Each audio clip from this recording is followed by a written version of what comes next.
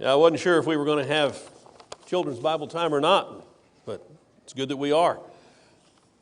Talking this morning about practical Christianity. The word practical simply means you can practice it, and it makes sense to practice it. Perhaps there are some things you learned in life that you thought were not very practical. I, for instance, did not think algebra was very practical. I could look and I could say, if that's the value of A and that's the value of B, then that's the value of C. What's the big deal? And my teacher said, no, you got to go through all the steps. And it just didn't make any sense to me. But if I was putting a man on the moon, I would think differently about algebra because there is a way to apply it that makes absolute perfect sense. And Christianity makes more sense than any other thing you could consider in the universe. It is more practical. It's just absolutely perfect. And this text that we were looking at in Acts 17 is where the question comes up. Paul is in Greece. He's in the city of Athens in Greece. And in Athens, he's on this place called Mars Hill in the Areopagus. And it's like a garden of idolatrous images. The idols that the Greeks worshipped and that the Romans worshipped as well, a lot of those had images up there. And so it said this in verse 22. Paul stood in the midst of the Areopagus and he said, Men of Athens, I observe that you're all very religious in all respects. Why was that, Paul? Well, while I was passing through and examining the objects of your worship, I also found an altar with this inscription, To an unknown God. Therefore, what you worship in ignorance, this I proclaim to you. In other words, among all these images of idol gods, the Greeks apparently thought we might have overlooked somebody, and so we don't want to do that. We don't want to be offensive. Let's create an image or a monument, something that says to the unknown God, we give you credit as well, even though we don't know you exist and don't know who you are. And Paul says, that's the one I want to talk to you about, because he's actually the only one, essentially, is what he says. Read with me the rest of the text here. This is where Greg was reading from. Acts 17, verse 24.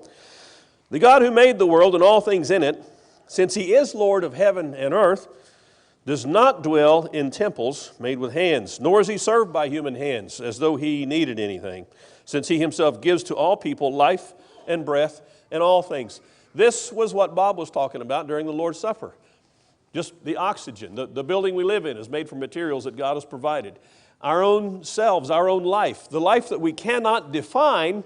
We can talk about life, we can note some characteristics of life, but we cannot define exactly what life is. And the Scriptures teach us that that is a gift from God. All things are from God, is what Paul is laying down here. And he doesn't need anything from us, which is very reassuring. Because if he did, he wouldn't be God. Amen? But he is God, and so he doesn't need anything from Marty Kessler. He wants something from Marty Kessler. He wants something from every one of us, but he doesn't need that. So he's not served by human hands as though he needed anything, since he himself gives to all people life and breath and all things. And he made from one man every nation of mankind to live on all the face of the earth, having determined their appointed times and the boundaries of their habitation. Now, I don't know if you caught that, but what Paul just did was verify the record of Genesis, where God said in Genesis chapter 2 that he made Adam, formed his body out of dirt. By the way, what do we go back to when we die? We go back to dirt. That's because that's what we're made of.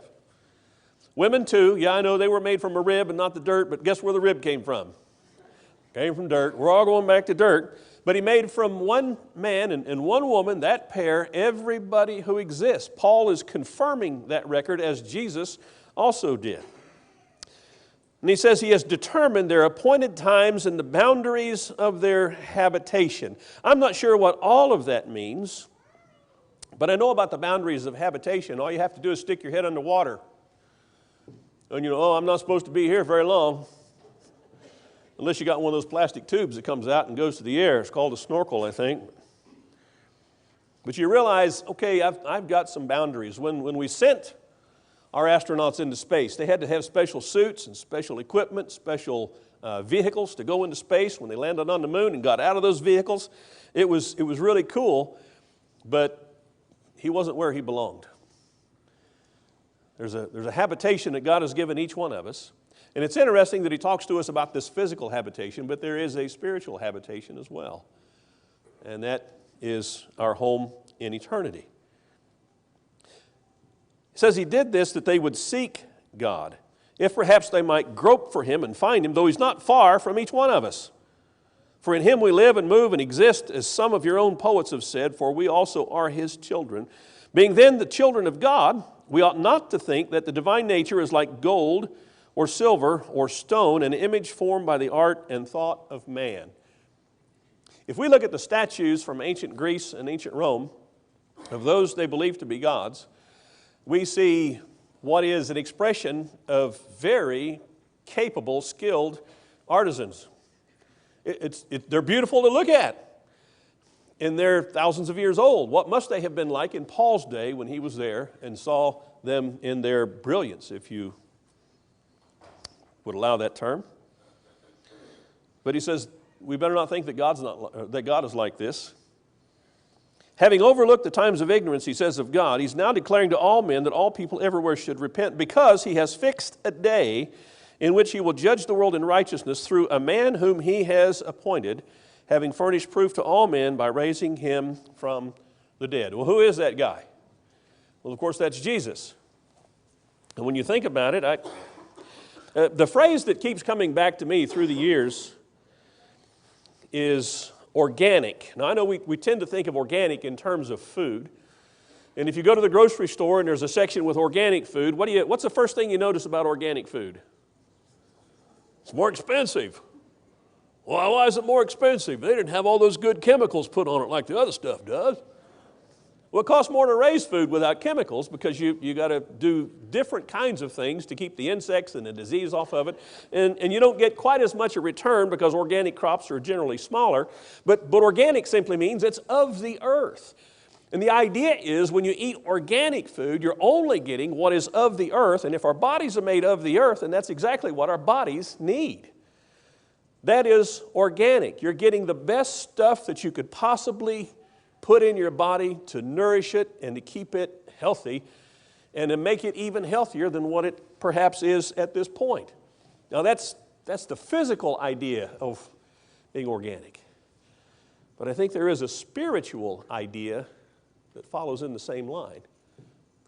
If we came from God and we're going back to God, then while we are here, there's nothing more important for us than to get our spiritual nourishment, if you will, from God. Because it's organic. It's what we came from, it's what we're going back to. It's on a different level than the physical, because we know the physical is going to pass away. It's passing away even as we speak. And the older we get, the more we realize that. We're dying off, even as you're looking at me. I'm dying off. The body is. You agree with that? Now be careful. But you know it's true. You know it's true because it's true about you. But what's happening on the inside? I can't see it because it's not physical. I can't touch it because what's happening on the inside of the spirit, it's not anything that you can sense with your senses. And yet, I believe all of us know instinctively, intuitively, that we have a spirit. There is something to us beyond simply the body. And that is why Christianity seems to me capable of being described as organic. And picture Paul. He's there talking to them about the unknown God who doesn't live in temples. He's not worshipped with things that made from, he doesn't need anything from us. The unknown God spoke us into existence, and he sustains us by the word of his power, as Peter would later write in his letters. And he's going to bring us home. He's going to wrap this universe up. Just as he spread it out in the beginning, he's going to fold it up like a garment, according to the word of Hebrews. That's what he's talking about. In contrast and comparison to the gods of stone and metal that the Greeks worshiped. Now, if you think about the Greeks, if you think about any civilization in history who were smart, wouldn't it be the Greeks? And the Romans? I think they were smart. They had a lot of smarts, but this doesn't reflect the same kind of smarts that everything else in their culture seemed to reflect. As a matter of fact, the Jews had the same issues, the same problems. If you go back to Isaiah chapter 44, the Jews also worshipped idol gods. And it was an issue with God. And he brought it to their attention through his prophets. Look at chapter 44 of Isaiah, verse 12. It says, the man shapes iron into a cutting tool, and he does his work over the coals, fashioning it with hammers and working it with his strong arm. He also gets hungry, and his strength fails. He drinks no water, and he becomes weary. Why does he not drink water? Well, he's fasting so that he can create this image of his God. Another shapes wood. He extends a measuring line. He outlines it with red chalk. He works it with planes and outlines it with a compass and makes it like the form of a man, like the beauty of a man, so that it may sit in a house. Surely he cuts cedars for himself and takes a cypress or an oak tree, raises it for himself among the trees of the forest. He plants a fir, and the rain makes it grow, and then it becomes something for a man to burn. So he takes one of them and warms himself. He also makes a fire to bake bread. He also makes a god and worships it. He makes it a graven image and falls down before it. Half of it he burns in the fire. Over this half he eats meat as he roasts the roast and is satisfied. He also warms himself and says, aha, I'm warm. I've seen the fire. But the rest of it he makes into a god, his graven image. He falls down before it and worships. He also prays to it and says, deliver me, for you are my God. Now how practical is that? You get what Isaiah is describing? Guy goes to all the trouble. How much trouble is it to plant a tree and wait for it to come to maturity? If you've ever lost a tree in your house, in your front yard, your backyard, you know how much trouble that can be to replace it if it was one that you counted on for either shade or fruit or whatever. Now you got to go to Lowe's or some other place where they have organic trees. They have organic trees at Lowe's? I don't know, but you got to go get a replacement. You put it in there, it's going to take forever. You know how old I'm going to be by the time that tree gets mature? Ooh. That's why when we're young, we don't plant trees, because we think, it takes too long. You know how many times I've wished I'd planted trees when we first bought our house 16 years ago? Man, we'd have some nice trees. But he says that's what a guy does. He plants the tree, waits for it to come to fruition, then he goes out and he says, man, I'm cold. I'm going to cut some of this tree and build a fire and warm myself. And, I'm getting kind of hungry. I'll take some of this wood and I'll build another fire and I'll bake some bread with that. Then I'm going to take the rest of it and I'm going to carve it into a god and fall down and worship it. It's like God is showing us the futility, the impracticality, if you will, of idol worship. And that's what Paul was facing. I remember, I don't know if I ever forget, when we were in school in Denver, one of the assignments we had was to go to a local religious group in Denver and to find out what they believe and what they practice and make notes and make a report on that. We went to visit the Hare Krishnas.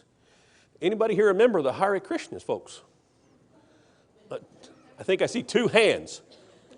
Listen, if you ever went through an airport in the 70s, you saw the Hare Krishnas because they were asking you for stuff in the airports. I remember, you don't need to hear about that this morning, but one time I almost got in a fight with a girl, and I was backing off, man. I was going to have to defend myself. I said, no, I don't want to give you any money, and she came at me. Well, anyway, it's a peaceful religion. No, seriously, they are a very peaceful people, very accommodating. This young lady she was in a little different thought, and I'm sure that there's nothing in their beliefs and their scriptures that would have justified how she behaved towards me. But we went to see them at one of their places of worship there in Denver, and we went down in the basement, and they had these 3 images that were wonderfully painted and adorned with clothing. And I started asking about those images, or somebody did in our group. And they said, well, every morning we come down and we remove the clothing, we bathe the images, and then we wash the clothing and put it back on, and we serve food before them. And I thought, I like Christianity. I like Christianity where God says, I'm going to serve you. You don't know it, but you are totally lost and in need of help. And so my son and I have this plan. I'm going to send him down there. He's going to take on flesh. He's going to be with you for about 33 years, and in his life he's going to show you the best way to live, and then he's going to offer up his life in the end to pay for your sins so that you can put your faith in him and live the most organically spiritual, best way for you, and then live with me forever. That's Christianity in a nutshell. I thought, wow, that's pretty cool. Wouldn't you hate to believe that your God was dependent on you to wash him and clothe him and put food before him? That's the kind of religion that's being practiced here. But it's not just idolatry. And I know we tend to think, well, idolatry, that's somewhere else. Nobody's practicing idolatry anymore like this. Until you watch the OETA special on Hawaii. Have anybody seen that? I don't know if you've seen that. You guys don't watch OETA? Oh, man. I think I know why. But if you watch the OETA special on Hawaii, the whole thing, it's almost like you would never really notice it, but so much of it is about idolatry, how they believed that the Hawaiian gods formed the island and sustained the islands and blessed the people and watch over the people. So idolatry is still alive and today with us. By the way, Paul writes in the Colossian letter that covetousness is idolatry. And the way that works is money becomes our God. The things of this world become our God because we worship them over God. And that really is not very practical at all. Anybody ever heard of Herbert Spencer? He was a fellow back in 1882. He wrote a book called First Principles. He was an atheist, an evolutionist, and he wrote in this scientific book that there were 5 manifestations of natural phenomena, and these are them: space, time, matter, motion, and force. And to our knowledge, nobody had ever written that down before Herbert Spencer wrote it down in 1882 in his book, First Principles, until we go back to Genesis chapter 1. Have you read Genesis chapter 1? Before you get there, you may have it in your mind and be able to recite it from memory, but this is what Genesis chapter 1 says. In the beginning, guess what that is? That's time. God,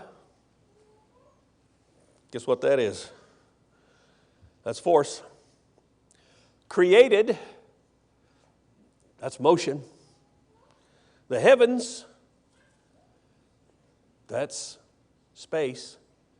And the earth, that's matter. So Herbert Spencer wasn't the first.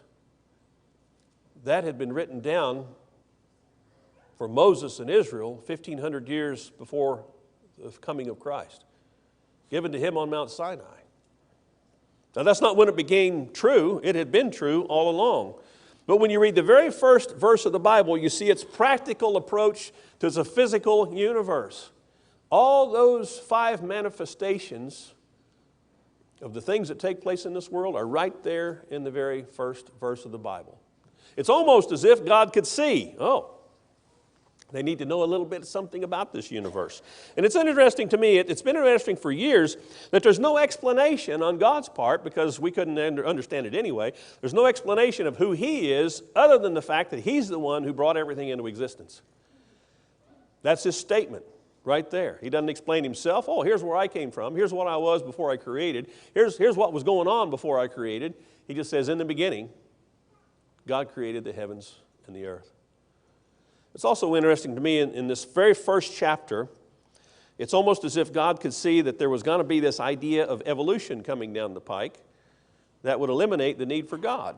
And you know what evolution is? It's when you start with one thing and it changes into another and it evolves. That's what evolution means, change. Changes into another until you go from geese to dinosaurs. Did you ever see the movie Jurassic Park? The very first one. That's essentially what they're showing you at the end of the movie. Because they show you how they're leaving the island and the dinosaurs have taken over. And as they're leaving, Jeff Goldblum looks over and there's, I think it's like a flock of geese. Because that imagery right there says that's what the dinosaurs became.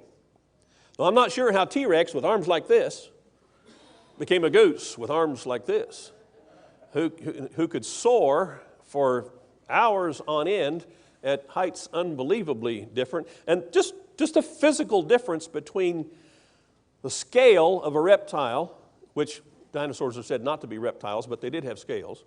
But the scale of a reptile and a bird's feather. Do some research on feathers at some point. It's fascinating. Feathers were God's Velcro. We think Velcro was invented a few decades ago, and how we love Velcro, except for the sound. I take a lot of Velcro on things that I use to go hunting, and I hate it because it makes a lot of noise when you pull it. But I love it because all you have to do is slap it, and it sticks. But that's what feathers are. You take a feather, and you ruffle it a little bit, and you just run your finger out, and it falls back in line. There's a little system of hooks and eyes on every one of those little ferrules. And it's perfect. That didn't come into existence by chance. God made that, and the God that made that says, here's my plan for you. Here's my plan for you. I want you to learn to put your faith in my Son. And based on your faith in my Son, I want you to give up worrying about the world and things like that. I want you to love people. I want you to be responsible. I want you to live your life with responsibility. I want you to work with your hands so that you might have to give to others. That's what the Holy Spirit of God inspired the Apostle Paul to write to the church in Ephesus. Work with your hands so that you might have to give to someone else. Don't work to get richer. Work for a prosperity that's not measured in money. We know what that means, don't we? Everything in the Scriptures that God teaches us to do tends to our betterment.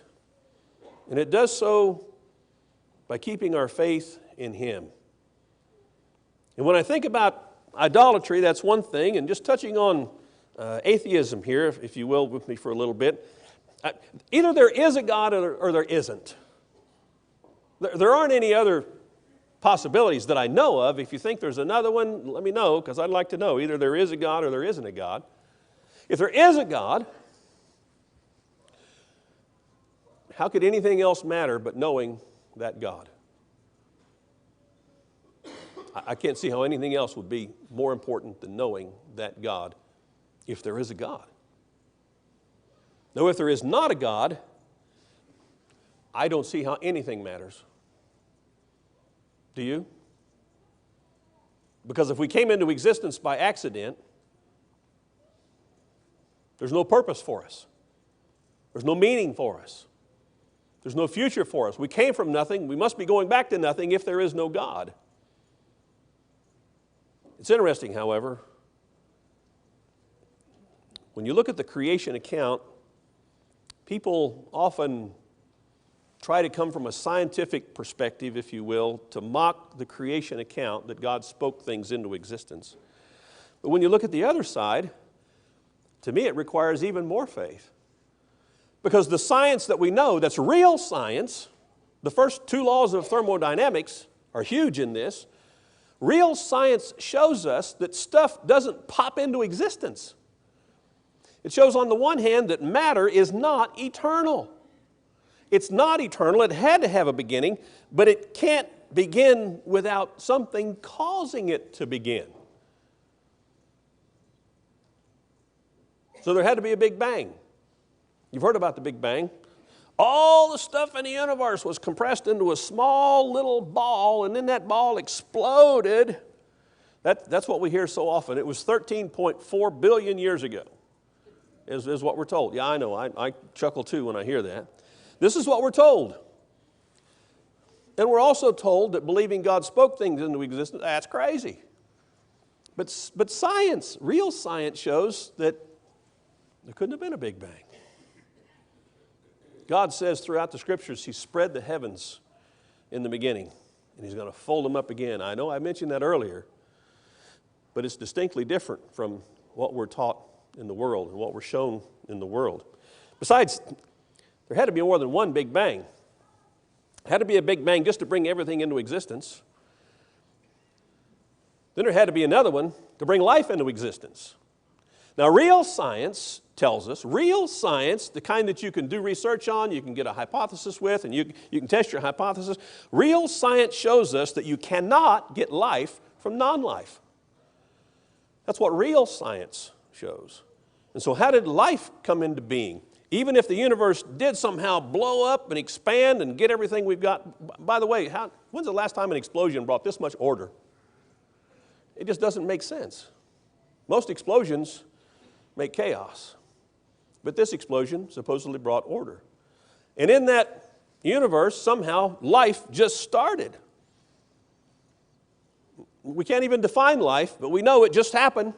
It's called abiogenesis. The A is from the Greek, and the A, when you see an A in front of a word in Greek, it means just like atheist. Theos means God, but when you put A in front of theos in the Greek, it means no God. Atheist, doesn't believe in God. Abiogenesis, what does bio mean? That's biology. A, life. No life, Genesis, beginning.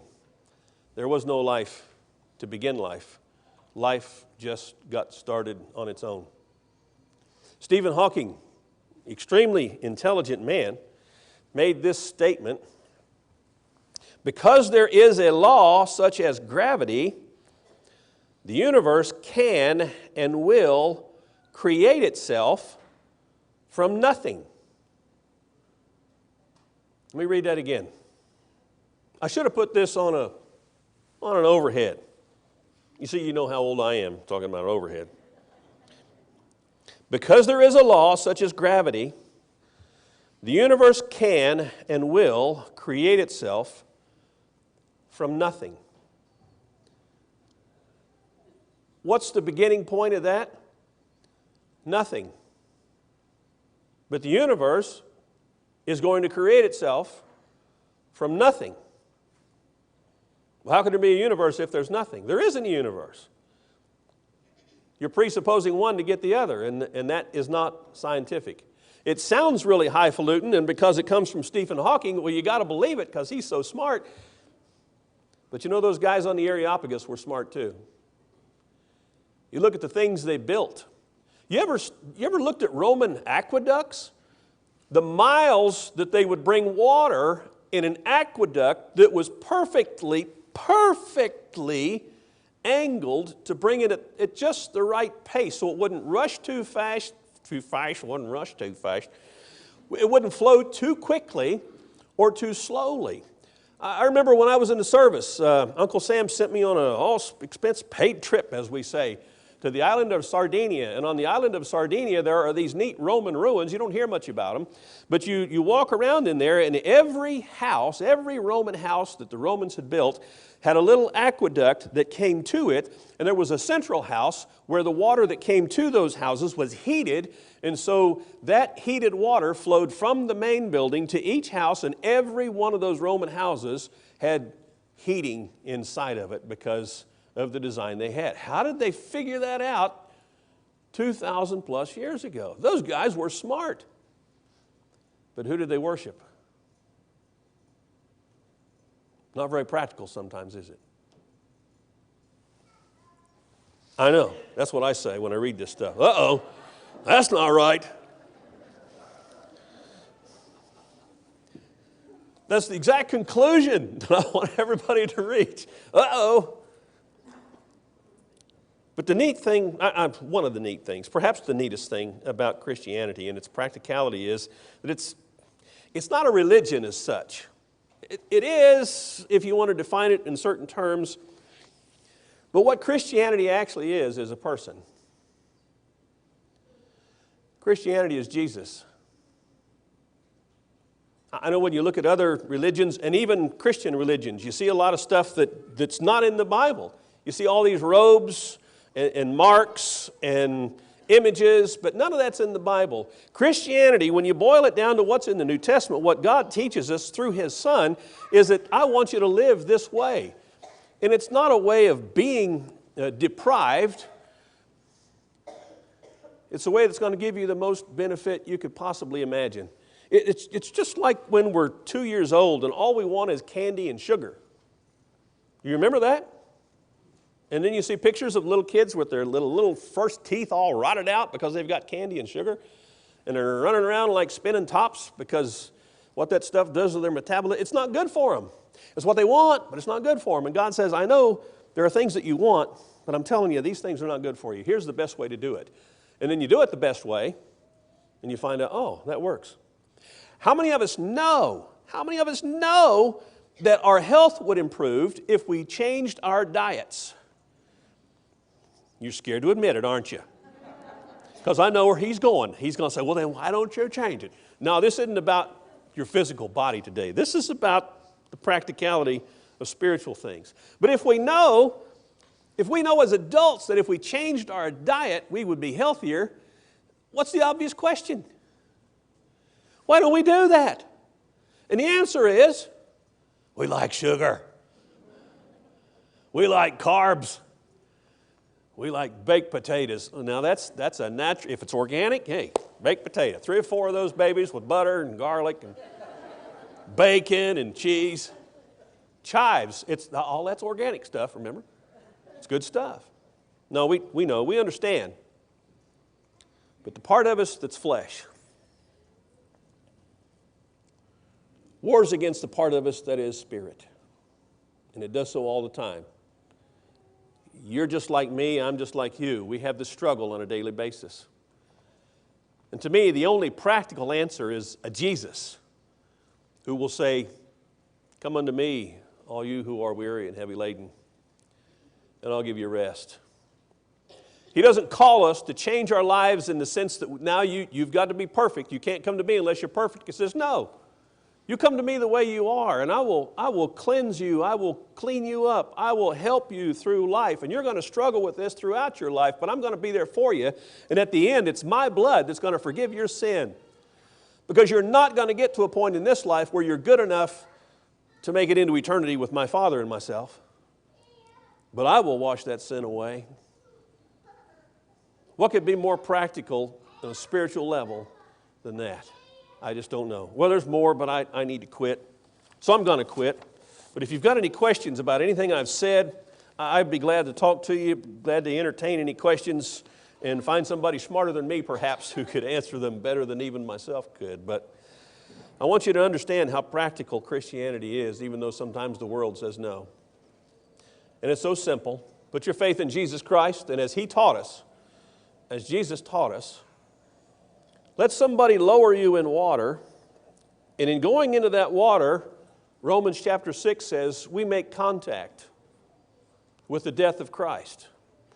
And we rise to walk from that burial as He was buried to walk in newness of life. If you'd like to have that newness of life, God is offering it today. If you need the prayers of this church, we're offering that today. Just come let us know how we can serve you while we stand and sing the invitation song together.